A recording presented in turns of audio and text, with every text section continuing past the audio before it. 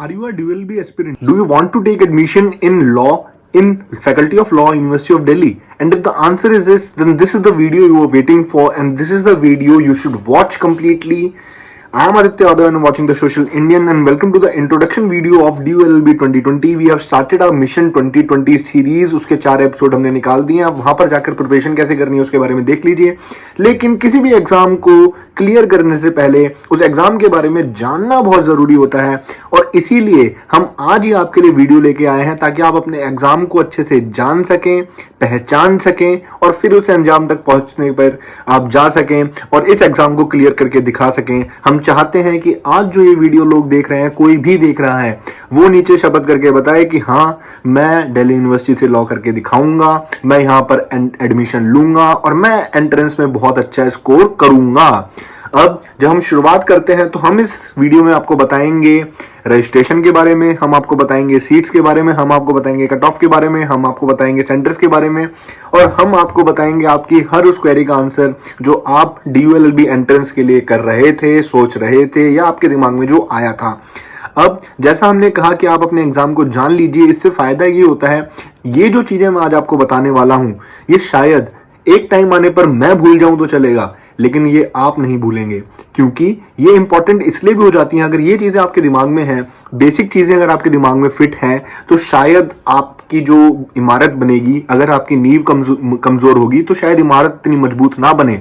लेकिन अगर ये आपकी फाउंडेशन क्लियर है तो मैं उम्मीद करता हूं कि वो इमारत इतनी मजबूत बनेगी कि चाहे उस पर पत्थर मारो, चाहे उस पर बुलडोजर चढ़ा दो, लेकिन वो इमारत नहीं टूटेगी. अब हम बात करते हैं दिल्ली यूनिवर्सिटी की. तो हाँ, ये पोस्ट ग्रेजुएट कोर्स है. अगर आपने ग्रेजुएशन की हुई है तो इसकी एलिजिबिलिटी ग्रेजुएशन है. एलिजिबिलिटी पर हम पीछे आएंगे आगे वीडियो में इसी सेक्शन में. अब अगर आपने ग्रेजुएशन की हुई है और आप 3 ईयर LLB कोर्स करना चाहते हैं तो DU ये प्रोवाइड करती है, और फैकल्टी ऑफ लॉ में आने का आपको सुनहरा अवसर यहाँ पर दिया जा रहा है DUET के द्वारा, दिल्ली यूनिवर्सिटी एंट्रेंस टेस्ट के द्वारा. अब DULLB एंट्रेंस फॉर्म 2020 अभी तक रिलीज नहीं हुए हैं, लेकिन वो जल्द ही रिलीज कर दिए जाएंगे. कोरोना की वजह से शायद हो सकता है ये डिले हुई हो. 2 मार्च जो थी वो थी डेट कि शायद वहां निकल जाने चाहिए. अब लोग कयास लगा रहे हैं कि 2 अप्रैल को निकल जाने चाहिए, लेकिन मैं ऐसा मानता हूं कि 18 अप्रैल को आपके लिए रजिस्ट्रेशन के लिए जो नोटिफिकेशन है वो निकलेगी. 1 मई से आपके रजिस्ट्रेशन शुरू होंगे, जून तक आपके रजिस्ट्रेशन होंगे, और मैं ये मानता हूं जून लास्ट में आपके एग्जाम होंगे. जून 10 या 15 तक एडमिट कार्ड आपके लिए आ जाने चाहिए और लास्ट में आपके एग्जाम होंगे. अब जल्दी से आ जाते हैं कि इस बार टोटल सीट्स कितनी रहने वाली है. उससे पहले आपको ये बता दें कि नेशनल टेस्टिंग एजेंसी जो दिल्ली यूनिवर्सिटी के बिहाफ पर एग्जाम ये कंडक्ट करवाती है, जिसने पिछले साल एग्जाम कंडक्ट करवाया था, वही नेशनल टेस्टिंग एजेंसी इस बार भी इस एग्जाम को कंडक्ट कराएगी.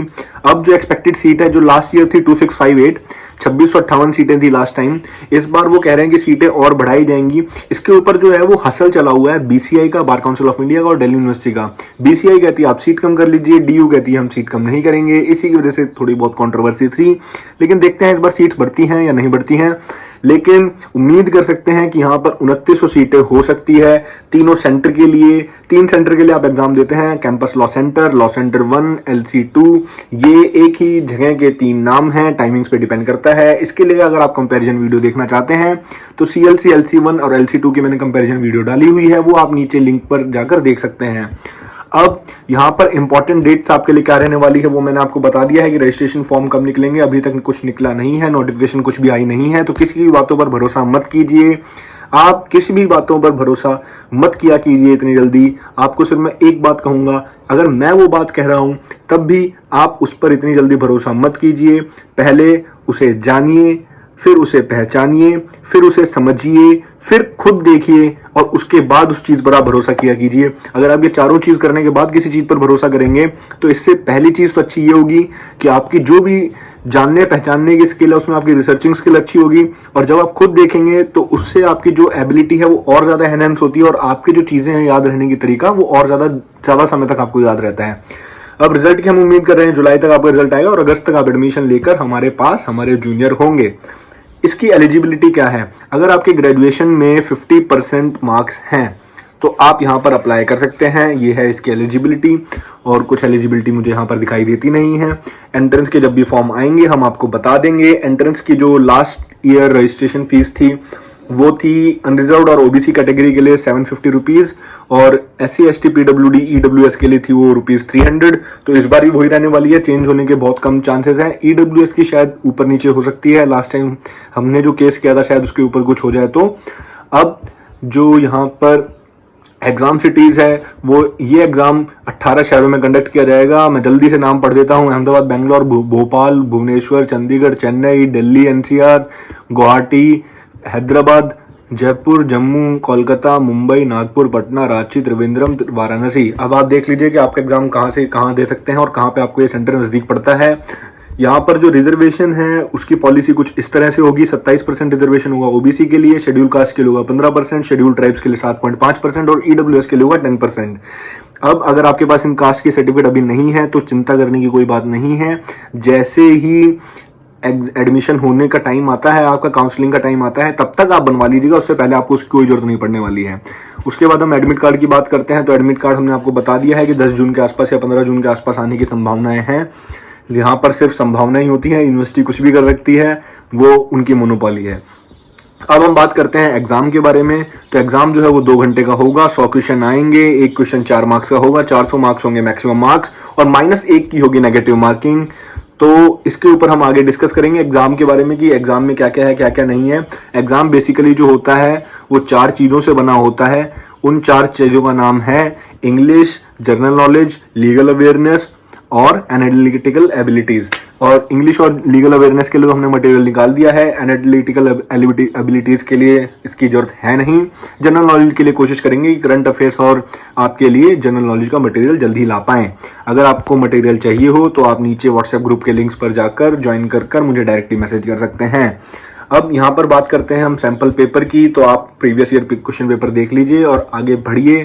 प्रीवियस ईयर क्वेश्चन पेपर देखने से आपका फायदा ये होगा कि आपको तैयारी करने समय पता लग जाएगा कि कैसे क्वेश्चन यहाँ पर आ सकते हैं और कैसे क्वेश्चन आप पर नहीं आ सकते हैं। अब कट ऑफ की बात कर लेते हैं कि कट ऑफ कितना रहता है। तो कट ऑफ यहाँ पर जो भी है वो रहता है कितना, अगर आपने नहीं देखी तो हमारी पुरानी पिछले साल की वीडियो देख लीजिए। 2019 की कट ऑफ हमने की दिखाई हुई है। 2019 का क्वेश्चन पेपर हमने पूरी तरह से एनालाइज किया हुआ है। 2019 के क्वेश्चन पेपर को हमने सॉल्व भी किया हुआ है। 2019 की कट ऑफ सारी वीडियोस के लिंक मैं आपको नीचे आज छोड़ दूंगा, आप देख लीजिएगा नीचे वीडियोस।